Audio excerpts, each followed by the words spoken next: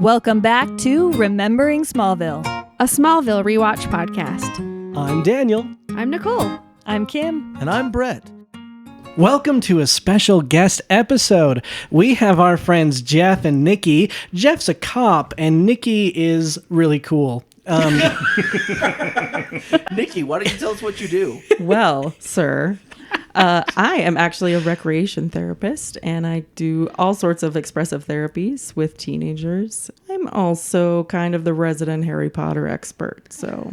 That's going to be totally useless for this, but thank you. I don't know where yet, but there will be a Harry Potter reference in this episode. Just like Twilight. I do a Twilight connection every episode, so we'll be fine. And I think our characters really could use some therapy, so we'll discuss that as their traumas abound. Especially teenagers. Yeah, we've been wanting to bring guests on since we started, and we decided to bring these two on. We think that their takes are going to be really fun, especially for this episode, the penultimate episode of Smallville Season 1, Obscura. So let's just talk a little bit more about Jeff and Nicky before we dive into the episode, eh? So Jeff, you're a cop. I am. Did you know there's a term for people who are scared of cops? I did not. What is that? Capiophobia. Oh. So almost copophobia, but it's capiophobia. People who are scared of the police. And I think all of us are just a little bit scared of the police. It's true. When a cop is like behind you, it doesn't matter if you're breaking the law. You're just like, I'm going to make sure I'm not breaking the law. What am I missing here? Okay, so let me tell you something about that. Exactly. When I used to have a marked police vehicle and I'd be like driving to work or whatever, and I'm like almost on time to work, need to like get there, right? And then everyone gets capiophobia around me and boxes me in and goes 5 under the speed limit. And I'm like, move! I need to go to work. Move! So... I think that means go slow on the freeway is what capiophobia actually means. Seriously. You're probably right. And I just wanted to say that, like, yes, we get a little scared of cops, but when a cop is around, I also feel more safe. So thank you, Jeff, so much. Well, thank you for saying that. That's very nice. There's jokes about Jeff not really being a real cop. Oh, man. Because, he does a lot of office work. So if you picture Terry Crews from Brooklyn Nine-Nine, that's what Jeff does. I started in patrol just like everybody else does, right? I did that for about 4 years. I got transferred from patrol into property crimes. So I investigated like larceny, burglary, a little bit of fraud, but not really. And I did that for a little while. And then I went to retail theft, which was super uneventful. Not my most favorite assignment I've ever had. I bet. Yeah. And then from there, I went to a division where we just kind of investigated everything in the downtown area where we live. Anything from like trespassing all the way up to stuff involving children and robbery and whatnot. Out of there, I got transferred to special victims. And then after special victims, I was in homicide. Nicky hated that. And then I got promoted out of homicide and I became a sergeant on the street. About a year and a half later, they asked me to go be the internal affairs sergeant. And now I'm the domestic violence sergeant. So I'm the detective sergeant over the domestic violence unit. Wow. When you watch TV shows with cops in it, do you just think, oh, that's not real. Oh, that's not real. Oh, they did that good shit. So Brooklyn Nine-Nine is the most accurate cop show on TV. Right? It is. Well, and Nicky, what's it like being the wife of a policeman? Well, first of all, he says I hated homicide, but I didn't. I actually loved seeing him live his dream job. It just got rough about like day 4, day 6, when I have only seen him 1 hour at a time. He's sleeping in the office. So the one in particular I'm thinking of, they were babysitting a site where they had been told some bodies they would find some bodies. And so we did surveillance for 4-hour shifts. So there were 6 of us. So you would be on for 4 hours. You go back to the office, do your paperwork, go sleep for a minute, and then rotate back in. We actually did end up finding a body at that site. It was pretty cool. Oof. I made enough from doing surveillance on that to go to Disneyland with our family afterwards. And I got enough compensatory time for being gone that I didn't have to take any time off to go to Disneyland. Oh. So worth it. Yeah. I mean, it's a trade-off. Thank you, dead body. It's a trade-off. Thank you, dead body. If I had a nickel for every time I said that, Nicole. You'd have 1 nickel. Actually, no, but... So in this episode, it is Season 1, Episode 20. Obscura. In this episode, Chloe is abducted after witnessing a crime involving meteor-infected individuals. During her captivity, she uses her investigative skills to uncover the identity of her kidnapper. Meanwhile, Lana starts experiencing visions through the eyes of a local deputy, which eventually leads Clark and his friends to rescue Chloe. So, let's get into the episode. Yep, let's. We open on a beautiful, lush, green field in the heart of Kansas, the center of America, the joy of our nation. Whitney and Lana riding horses because in the previous episode, we learned that Whitney's dad has died. I feel like he should have worked hard to be less dead because we spent a lot of episodes trying to make him healthy and it just didn't happen. It's really interesting. Whitney is not the same person now who put Clark up on that scarecrow stick. Yeah, he's really evolved. Hasn't he? He's had a really intense senior year. If he had been the person back then he is now, I don't think Lana ever would have fallen for Clark. Just going to go ahead and pause in here as we're talking about him in his senior year and Lana's a freshman. Just a red flag that continues to bother me. That's an age gap that means something.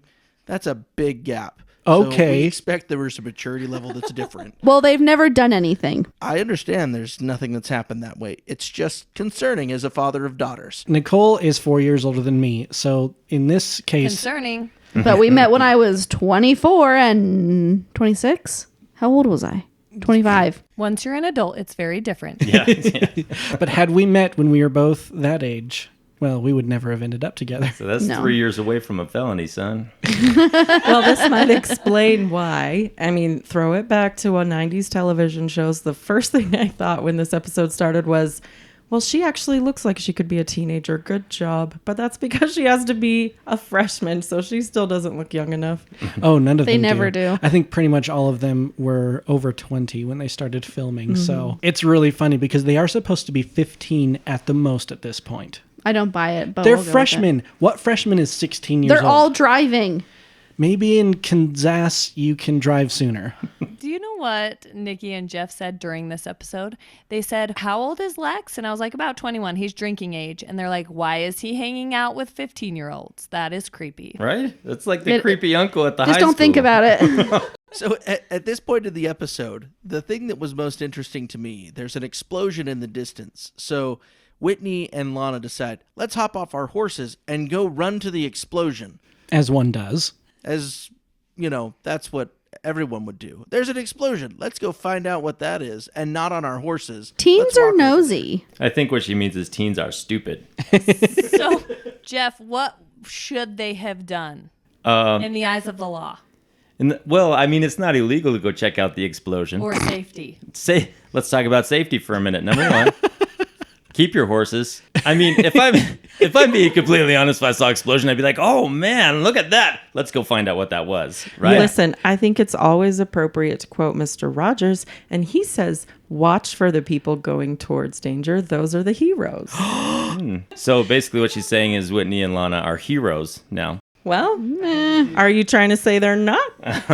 They didn't do anything but get exploded later. Oh, sorry, spoiler. I don't know. Hopefully they are watching the episode before they listen That's to true. this. Definitely should. That's probably the best way to enjoy this. So if you're not doing that, do that. By the way, like, comment, subscribe, and, send us money. So Lana gets caught up in the explosion. It's a very good visual of her leaping and flying onto the ground.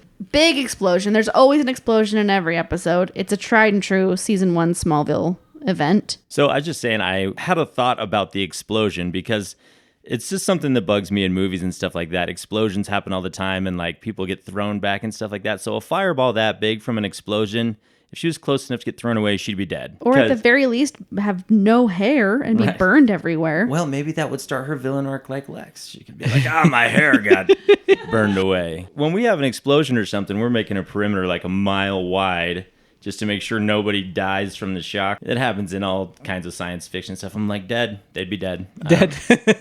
You wouldn't have to worry about Lana anymore. Clark could just be with Chloe because she would be dead. That's just what I wanted to bring up. All dead. Everyone dies. Everybody dead. But somehow she survives. Some cops run up to her. Whitney runs up to her. Are you okay, Lana? And she's like, no. And so they take her to the hospital. Clark immediately drops his farm chores, I guess, and is like, I gotta go see Lana. She's in the hospital. Again. Lana's like, I'm okay. But Chloe also comes because Clark's there and she's obsessed. She's supposed to be heading to Metropolis to go to an internship. Can I say something about this? So the episode before this, she talks about she's never going to get the internship, right? And she gets the interview. I was so excited. Chloe has the dream to go to the Daily Planet, but Clark doesn't right now, at least. So if you had just started this and you didn't know about what Superman becomes, you would never expect Clark to one day be a journalist based on where we are so far. You might see a little bit of the spike, but it seems to be mostly because his friends are there, not because he has a major interest. But in this episode, I did start to see a little bit of that spark really start to catch a bit. Yeah, he even turns down an invite to go to the Daily Planet with Chloe at the end. It's true. But while Chloe is on her way, or rather after she's gone, She goes to get in her car and mysterious person snags her. but how do we know? Because Lana's having visions. Dun dun dun. Okay, chloroform doesn't work like that either. Okay, tell us about chloroform. Well, I don't know a whole lot about it. I just know that you would have to basically suffocate her with the rag, and the chloroform would just like smell bad. That doesn't actually happen. We're just like, boom, chloroform, and then they fall down. Maybe it's ether. It could be. I just am assuming it's chloroform. You're right. Maybe that's just an assumption on my part. But if it is, chloroform doesn't work like that. So if it was ether, would it work? I don't know. I mean, Let's experiment. I want to be ethered. after. That's why you guys are here, didn't we tell you? Oh, That's what we're doing after this. We're going to recreate the whole thing. I love it. So after the intro, we get to the Kent's house. A few episodes back, it was an episode called Zero. A bunch of their cows, the Kent's cows, were killed with like a chemical spill. All the barrels of the chemical said Luthor Corp on them. Lex said, I'll make this right. And in this episode, he comes and makes it right. Yeah, he's done all the numbers. He's figured out things. And I do appreciate that he is trying to be fair here. He understands that Jonathan has pride. Lex would have been more generous and done, a percentage over what the actual cost of replacing all the cattle in the field would be. But he does just that because he knows that it is the only amount of money Jonathan would ever accept. And he still struggles to accept it. That stinking prideful butthole. They do shake hands. They do. This is what Jeff said, and I quote, "Take the money, dummy." He was being a dummy. You just lost all your cows. Lex is at least a little bit responsible, if I'm understanding right. So it's not like, oh, it's charity. He's paying for your cows that he destroyed. You take that money and run, son. Yeah. And he didn't destroy it, but he was at least framed for it, and he promised to fix it. Mm-hmm. So, and he has the means to do so. And it's a worthy investment. The more Lex invests in the town, the better. But still, Jonathan really struggles to accept that, and it bugs me. But I do appreciate that when Martha's talking to Clark, she says, "The door is closed, Clark," in reference to him wondering if he can keep Lana in his back pocket forever, or if he moves on, if it'll close that door. Nicole, how did you feel about this? Because I feel like the door has been closed this whole time. Well, that's what Martha's saying. She's like, she's had a boyfriend the whole season. You've never had a chance. Just because she was slutty that one day because of the flower. You've never had a chance. And that one time she almost cheated with you, which I'm sure he told her because Clark tells everybody everything. Okay, so our next scene, we're back at Lex's mansion with Roger Nixon. We need to talk about the Yeti in the room. All right, 7:35, start it. Look at the Yeti on a scooter in the background. He comes back around at the 8-minute mark. There's just some random life-size stuffed Sasquatch on a scooter with a Letterman jacket. I love it. That's a great background catch. I'm so sad I missed it. He's wearing sunglasses too. He's it. A razor scooter. It belongs in the wall of weird for sure. Mm-hmm. It must be a joke of Chloe's, let's take Bigfoot and put him in high school I'm paraphernalia. sure it only helps her credibility that she believes in Sasquatch and the Wall of Weird. It's only helping her cause. Ain't that the truth? Our next scene, we see back at Lex's mansion with Lex and Roger Nixon. Roger Nixon's back. Creepy reporter Jeff straight up said, "I hate that guy. He's got a thing on his face." Got a thing on his face. How rude. No, listen. If you have a thing on your face, that's fine, but it needs to be part of the story. Every time he came on, I was like, look at that thing on his face. He's such a bad Jeff guy. doesn't like people with things on their faces. Only if they're a bad guy. We should look at his arrest records and see how many people have things on their faces. Oh, man. Profiling. Jeff won't pull someone over unless they have a thing on their I'll be face. like, look at the thing on your face. You're under arrest. I never knew he was so discriminating in the looks department. I don't know how that happened. No. I don't care about looks. Just don't have a thing on your face. So one of my favorite things that was pointed out in this scene is that the orange juice is back. I don't know, Nicole and Daniel, if you caught it. There's a talked whole about the pitcher orange of juice. fresh squeezed orange juice, and they're back at it again. There's always orange juice. This man spends thousands a month in fresh squeezed orange juice. I'm sure of it. Which is a fantastic health choice if you're going to have a drink nearby. But also, it's not refrigerated. It's probably alcohol by now. So, And if you've seen Lex's drinking habits, that's not a surprise. Yeah, he could be making screwdrivers on the Norm. Someone just needs to Organically. investigate the hair restorative properties of orange juice, because maybe that's what Homeboy's doing. He's trying to get his hair back with orange juice. So Roger is talking about this scoop that he has, this special story about some guy in Smallville that saw something on the day of the meteor showers. Something more than just meteors. He's going to go write about this. It's going to be exciting. He's super pumped about it. We are getting closer to Clark's secret again. I have a quote straight from Jeff's lips. The guy with the thing on his face said, "Something dropped out of the sky." And Jeff said, "It was a baby carriage." It's a baby carriage. Tell me I'm wrong, Superman fans. So Clark gets upset and punches a dent in the tractor's wheel well. And then his dad's just like, "It's okay. What's the matter, son?" I'd be like, my tractor. What are you doing? Stop punching things. I mean, he's probably strong enough to just, but still. but it's an heirloom. It's been in the family. I just need to point out this conversation between a father and his teenage son is so unrealistic. The way they are talking to each other. It's like, I always wonder this. In fact, I wonder this every time I reread Harry Potter. The thoughts, There it is. The thoughts that she puts into his head, the way he controls his emotions. I'm like, what 13-year-old boy is thinking that? And I thought that to myself today as I watched Clark respond to his dad's little heart-to-heart. I was like, how old is he supposed to be? Because They're both the chosen one. oh, look at that. That's why they think different. And forget their magic and their superpowers. That's what makes them chosen. They have emotional intelligence. Oh! Wow. That got deep for a minute. Ding, ding, ding. I think we got too deep for this podcast. So next we get to the Talon. Pete has asked somebody to go to the dance. And he's trying to tell Clark the only way you're going to get someone to go to the dance with you is to ask them. A novel idea. I'm going to pause here because this one is a conversation I want to have with all of you. I don't know if any of you have children or youths, or maybe you actually experienced this in your own dating life. How on earth is the dating world even happening now? Kids do not know how to speak to each other. Oh, man. Face-to-face, nope. No, They can do it with their ones and zeros. Yeah, with their lovely phones. With their they can text technology. each other or drop into each other's messages. DMs, dropping into the DMs. Say it right or don't say it. Jeez.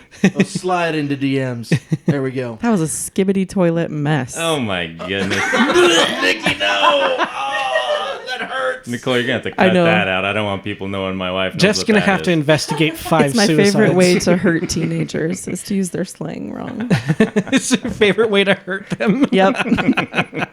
Do you see when he walks? He's got the swagger. He really did just ask a girl to the dance. He is basically dancing his way across the floor here. And Yeah. Pete wants Clark to ask Chloe out. Freaking do it. Chloe's also Pete's best friend, too. And he's looking out for her just as much as he's looking out for Clark. He's looking out for the two of them. I think Pete is a major Clark and Chloe cheerleader because he knows, too, that Lana's not really available. And he thinks that Clark is just, wasting his time. Because Pete is a straight shooter. He'll just go for any girl he wants. He's shown that throughout the show. We're starting to see more of that confiding in one another between Clark and Lana. They kind of are talking about each other's people a little bit as they go throughout this episode.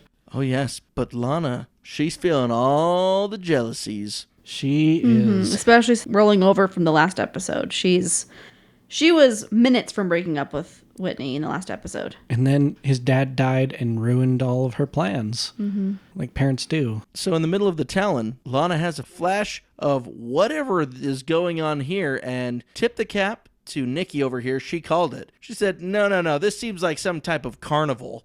I did right away, but only 1 second after I said, because when we first see her visions, it's this sort of sepia tone.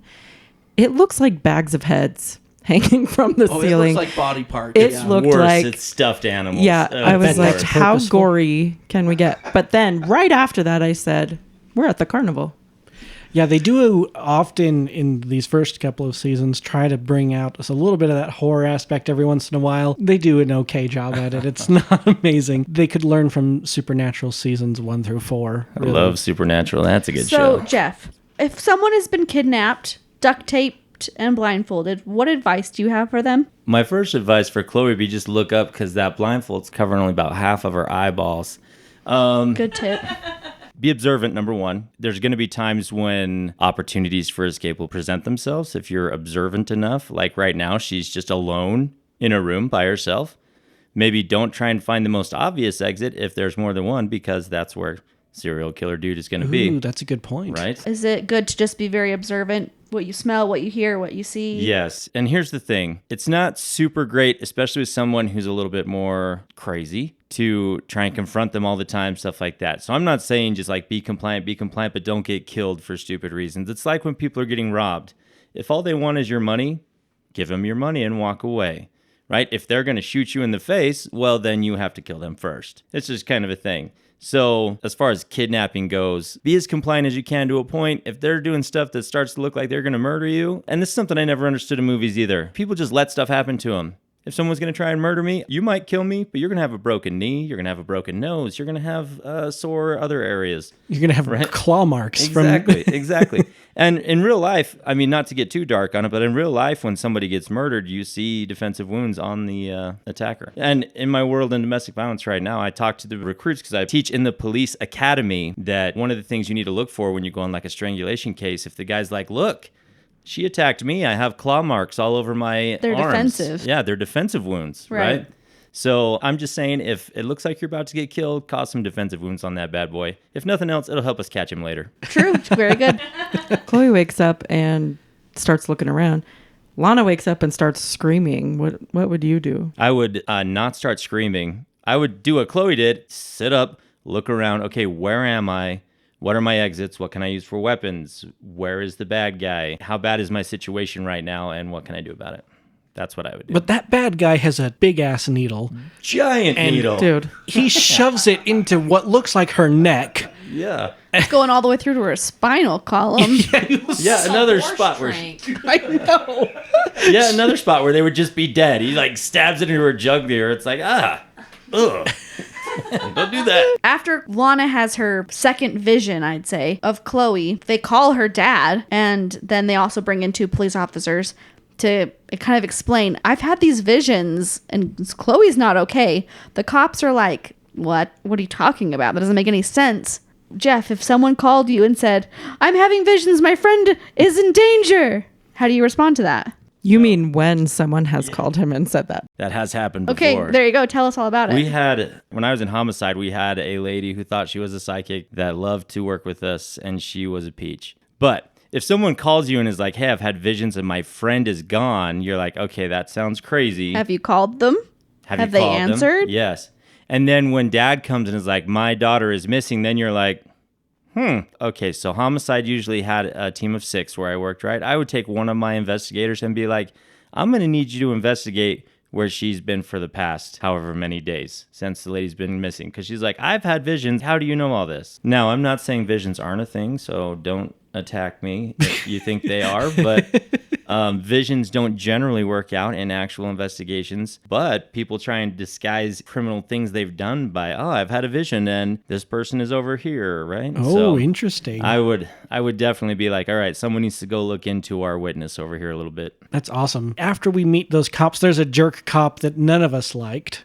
And Jeff is nothing like him whatsoever. I didn't like him either. I was like, oh, whoa. You don't have to like throw out a snarky comment every time the witness says something. If he's my partner, I'd be like, hey, Go stand over there for a second. Thank you. All right. Everyone needs a Jeff to investigate them, I guess. You don't want that. I'm really good at investigating. If you're the criminal, I guess if you're the victim, you might want that.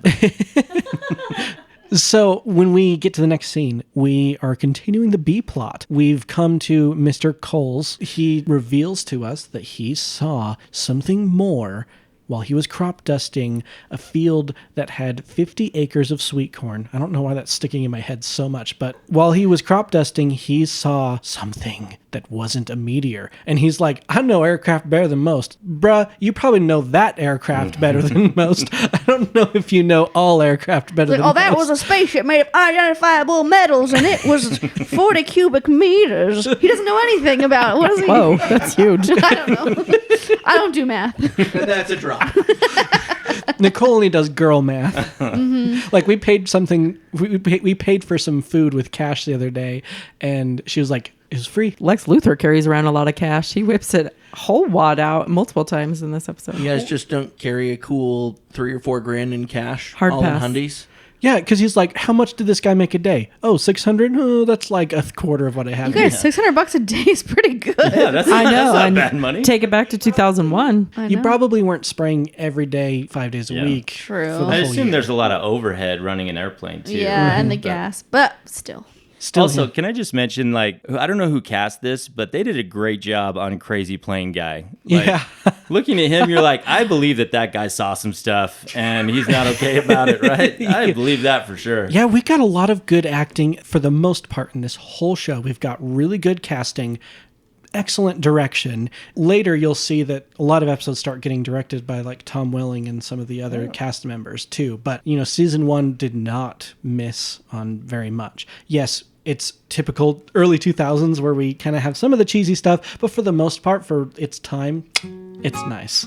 Calling all Smallvillians. Do you feel the need to be saved? Well, we can save you from a few minutes of boredom. Check us out on social media. Link is in the description. Follow us. Become less bored today. So after this, we get to go back into Clark's farm, which Nicky kept referring to as a treehouse. Fully furnished treehouse. Yes. Direct quote from Nicky, who couldn't find you in your fully furnished treehouse. And Lana's being confused still. She's not settled on her feelings about Clark and Whitney. I think she's pretty settled. Yes, but she still is But is she's attached not to made a Clark. decision yet. Yeah. She's not said the words to open the door. It's still closed, but she's just like got her face pressed against a peephole, looking through it. Clark's out there. Which is great writing and direction, right? Because we can see all of Lana's emotions in her face before she even says anything. But listen, sometimes, even if you can see it right on her face, sometimes a girl doesn't know exactly who she's in love with. Ask me how I know. That's a good Which is point. confusing in real Jeff life. in your back pocket. Yeah, exactly. Because we men are seeing your emotions on your face and you don't know what you're feeling, but we see what Yeah. you're feeling. And then I'm over here like, who else should we invite? Listen, if you ever need an example of this, ask your wife where she wants to go for dinner. You'll see all those emotions all over her. And then start bringing them up. Would you like to go to barbecue? Never. I don't care. She cares, brother. Yeah, she cares. She cares. It's the thing. Until you actually pick a place, then she raises a stink. Okay, Daniel, I've been dying to talk to you about this. So Clark talks to Lana about when he first met Chloe and what she says. And I want to know your feelings because I thought it was so adorable. Oh, yeah. That's one of my favorite things about Chloe. So this probably is something that happened when they were 12, maybe even a teeny bit younger. But the first thing that Chloe does when she is with Clark is she walks up to him and kisses him right on the lips. And he's like, whoa, what, why? And she said, well, I know you've been wanting to do that all day. Now I just wanted to get it out of the way so we can just be friends. yeah, classic Chloe. I love it. But I wanted to point something out. Did you notice in this scene with Lana and Clark where she rests a hand on his forearm? And if you look closely, I was looking for this because I knew it was going to happen. I just had a feeling. I don't remember this episode super well, but I remember it. She lets go slowly off of Lingers. and she touches his knee and then lifts it away. Well. And Clark does nothing. Well, let me tell you why. I got one more for you. Ooh. Hormones. Hormones. What's the horror in hormones? I said, I think Teenagers. I think I'm hearing a W on the front of that. Aren't I? It's our new catchphrase. They put the whore in hormones. It's these teenagers. It's not their fault. It's their hormones. But luckily, at this moment, we get Lana having a vision of Chloe being buried alive. So intense. This Jeez. is one of Kim's fears. Don't tell them that. That's out in the universe now. All serial killers, just erase that part. The serial killers listening to this, please know. We don't have any fears and we have many guns. Also, The second part's not a lie. So we get a super save moment. Clark runs to the fields and he uses his x-ray vision down into the fields, sees past the perfectly laid grass that doesn't have any new dirt there, punches through it and rips that whole... This bugs me so bad because he's looking around, okay? And I'm like, oh, he's going to see some dug up dirt, right? Some like, what is it? An actual human sign that Yeah. she was Indication. buried. Yeah, indication that there has been some dirt that has been manhandled, okay? well, and just in case you haven't seen it, it's not like it's just some plowed field or something. There's like sagebrush everywhere. Yeah. You would be able to tell someone dug a Gross. hole. And there's grass, like growing. And so there's no indication that there has been any undisturbed earth. Maybe it's because that's the same field that Lana was power sliding in when she was all hopped up on flower pollen a few episodes back. So maybe it's all tore up from that. Yeah, maybe. In contrast to that little blunder, the acting on Chloe's behalf here when she wakes up, you could almost believe she had nearly suffocated to death and her relief was really good. When we get into the next scene, to continue that, why I wanted to talk about it is the way she starts to recount what happened and fall apart. How realistic do you think that was? Because it PTSD? felt really, Yeah, really talk to well us done. about Classic. PTSD. Yeah, that's classic PTSD. The part of it that's not real is how quickly she starts talking about it. What happens is when we experience something traumatic to us, we literally physically store it in our body. And so when we dredge it back up, we get all the physical sensations exactly the same. She could be seeing, hearing, smelling, all the things from that moment just as strong as when it happened to her. So even the fact that she's talking that much is a little bit, that's the most unrealistic part of it. She's Right. been through a lot. These poor characters. I've been doing a trauma tracker. They're traumatized people. Yeah. So this is her worst one, though, by far. When I would interview victims of traumatic events, rape, robbery, homicide, something like, not the homicide victims, but the witnesses, the families around it, Yeah, because homicide victims can't really can't talk. explain. I mean, Unless unless they you're got that a one psychic unless you're helping that you one out. psychic I was talking about, she's the worst. So Peach, the worst. yes. Memories are tied to emotion, like Nicky was saying. So when I get a victim and they become emotional during an interview, as long as they can press on, I'm going to try and use that emotion in my advantages.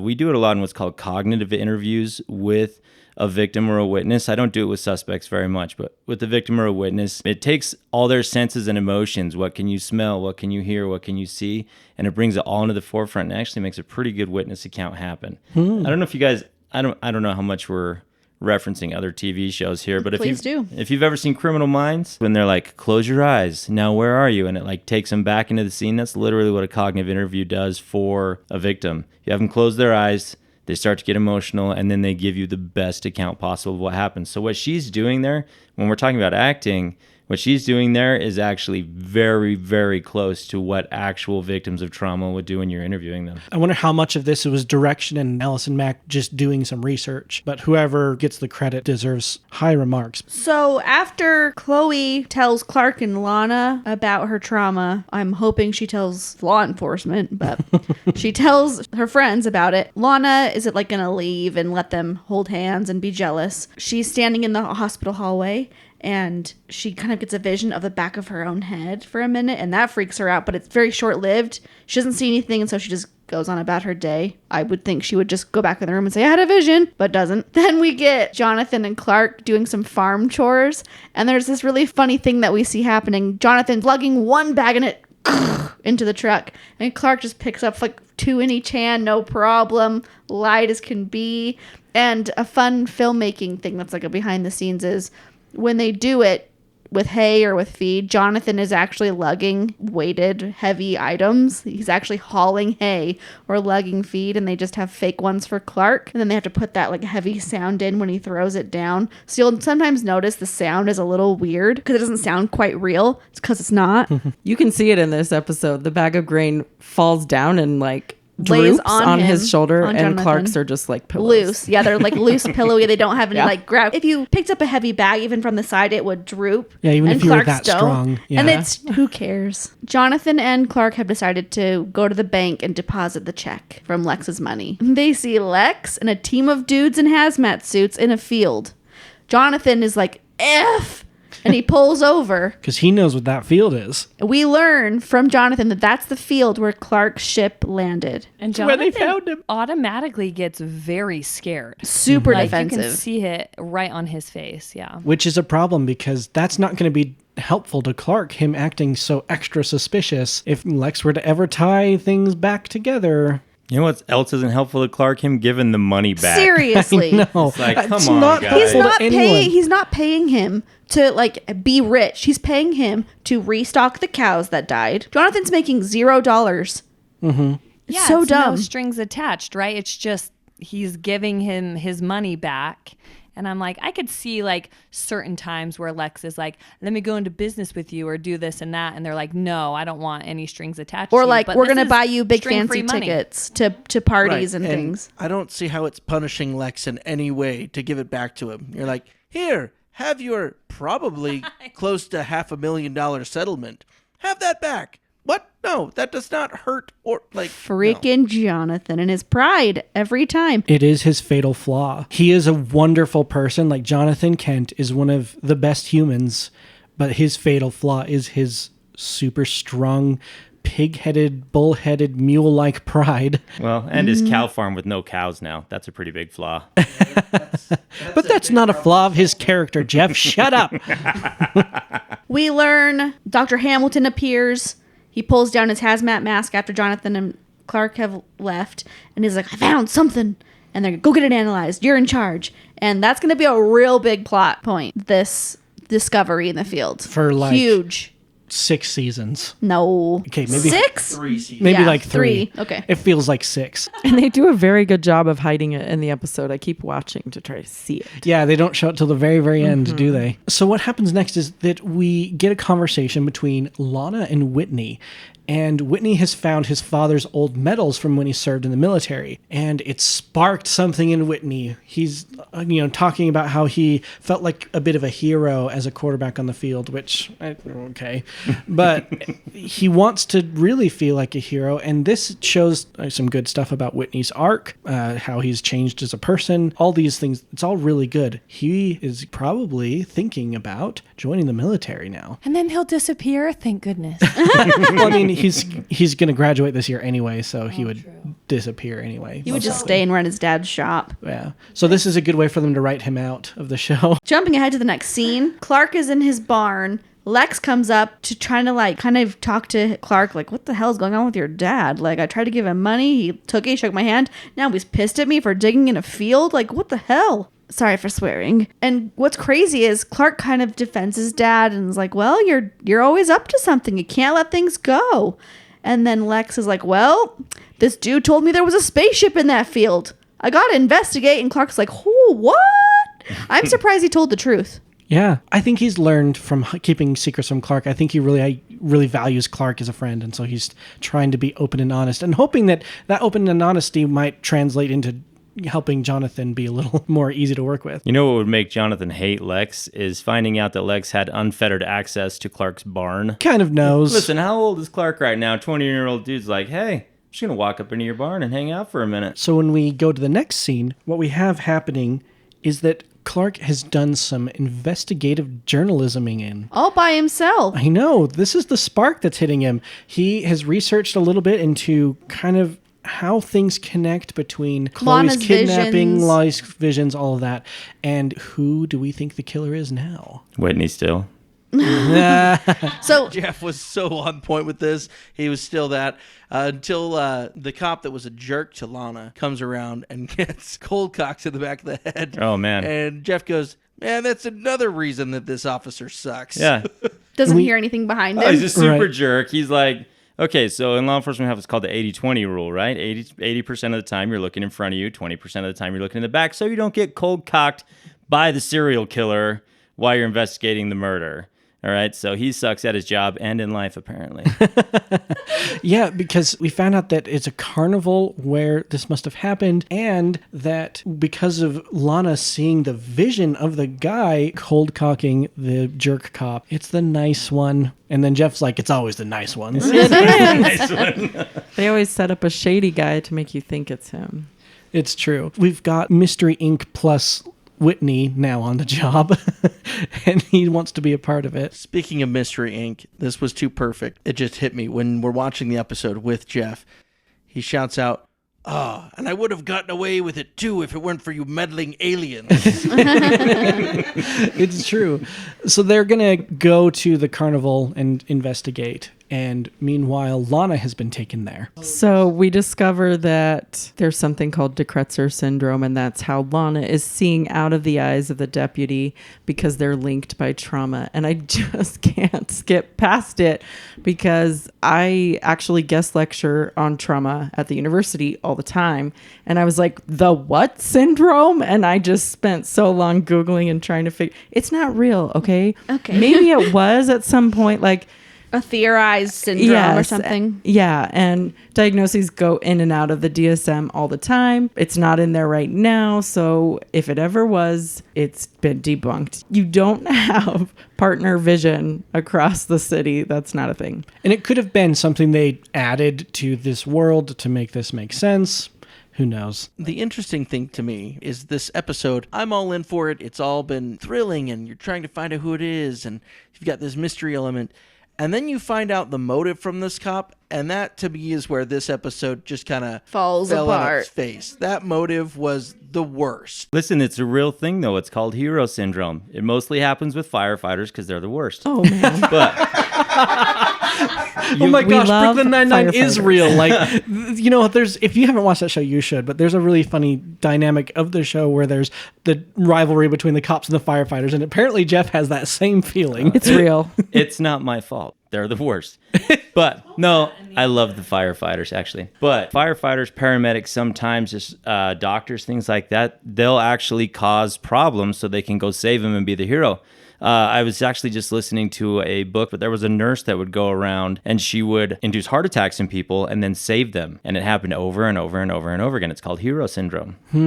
Maybe it's just the execution of the actor and how he displayed his motives, because it just fell flat, honestly. I could have been a good cop, Yeah. but you're not. Nikki said, she's like, you could have been a good cop by being a good cop. Seriously.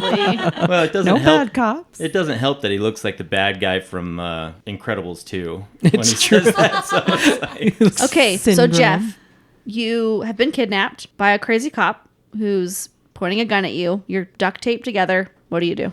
oh man, if you're duct taped together, I think you just kind of keep him happy as long as you can, right? Here's the problem with when we say like crazy cop and stuff like that. To think about where the guy is in his life, if I were looking at the case, dude was a police officer. In order for him to get to this point, he had to pretty much go against everything he had stood for in the past, right? He had to kidnap somebody, so that's a felony in and of itself, right? Kidnapping is a second-degree felony, at least where we live. And he's going to be good with firearms. So if he wants to kill you, he probably could. So I would try and just keep him as happy as I could for as long as I could and look for an opening. So if I was Lana, I would say, you're right. You are a good cop. Exactly. I'll help you. Go away. I'll run away, and you can save me from this guy, and then we'll fake stuff later. Like, let's do this. That's a great idea. Like, I would be whatever for real, he right? needs, right? Yeah, well, do you live with an anxiety situation where you plan these type of scenarios? Yes. Okay, just making sure. Nicole's anxiety is mighty high, so she thinks through things all the time. Speaking of being ready to be attacked, Clark gets there just in time, and he uses his X-ray vision because he's got to use those powers of his, and he sees that the cop's about to shoot, and he breaks in, and we've talked about this in the show already, that there's a progression of Clark, how he gets stronger and faster over time. And more confident. And, he blocks a bullet with his fingers. Yeah, he dinks it off his hand. Yeah, which is better. Before he would get bruised, it would knock back really hard. Now he's stopping it with just his fingers. That might have hurt. It probably hurt or stung, but he still did it, right? That was probably not something he could do before. And then we get the most... beautiful. We get his shirt comes up a little bit, like a... We've earned that. We've earned that tease. Nicole was so excited I'm about so it. thirsty lately. I As don't know Clark what it is. jumps, you see his shirt ride up a little bit. You see them great. abs. Nicole was very happy in that moment. Daniel, you need to start quenching her thirst.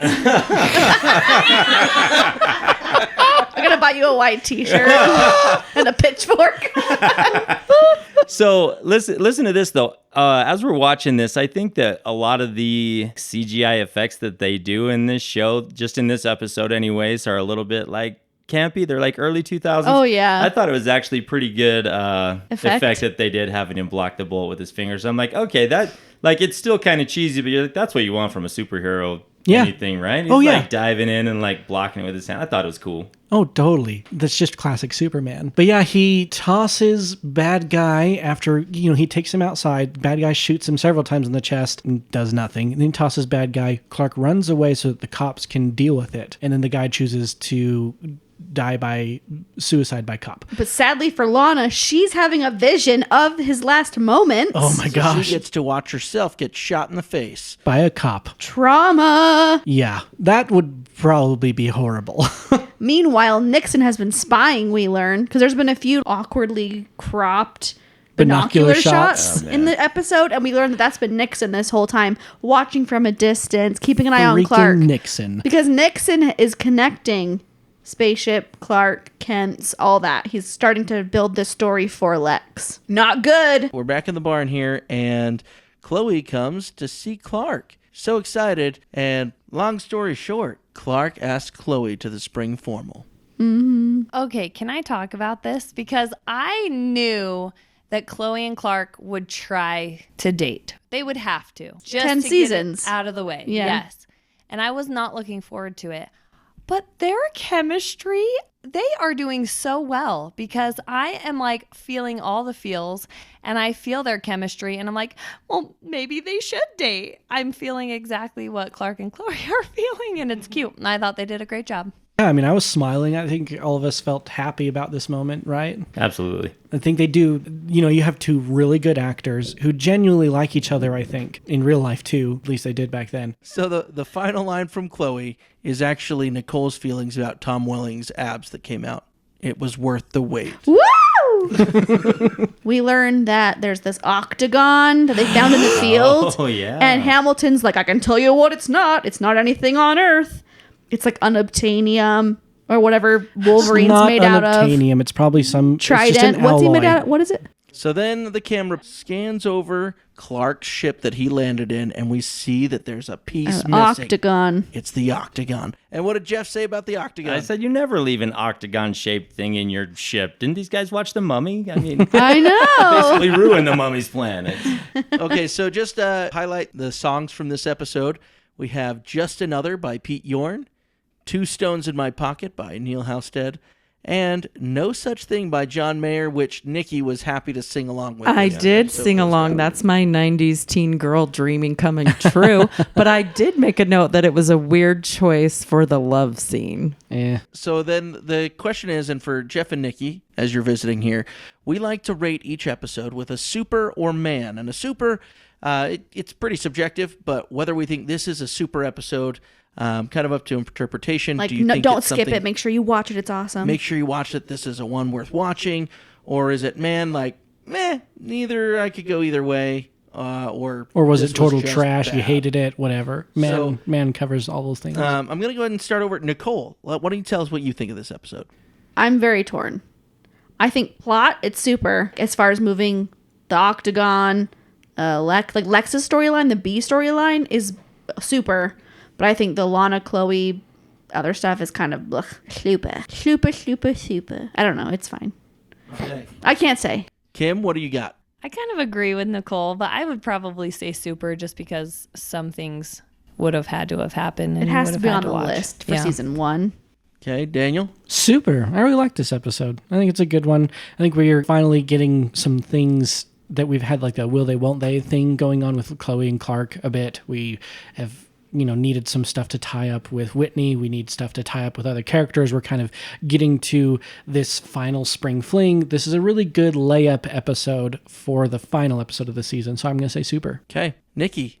All right, I haven't heard any of your others for reference, but I definitely would go with super because a lot of good, important bits of information seem to be coming out. And as Daniel made a great point about he deflects a bullet with his bare hand. That is some super right there. So I'm going super. Okay, Jeff? I'm saying super for the same reason that Nicole did. It seems like what you guys are calling the B storyline in this has a lot of important information that seems like it's going to be relevant for later on in the show. So I think Nicole's spot on. And for that reason, I think this one is super. Yep, and that's where I stand on it. There's a lot of parts of this episode that I don't care for that could be here or not be here, but I think there's some really important plot points that are carried in this episode and some fun action. You have the big explosion up front, which is Dead. a fun Everybody one to watch dead. Lana get thrown that Lana would be dead by.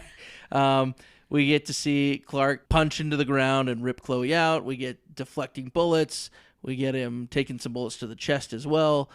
So just some fun things. I do think this one's a super episode, and you should keep it. And that excellent bombshell. Thank you, Jeff and Nikki, for joining us. It was fun to have you. We should have them again. If you really liked them and you want them to come back, please comment. If you hated them and you never want them to come back, comment, but we'll ignore that.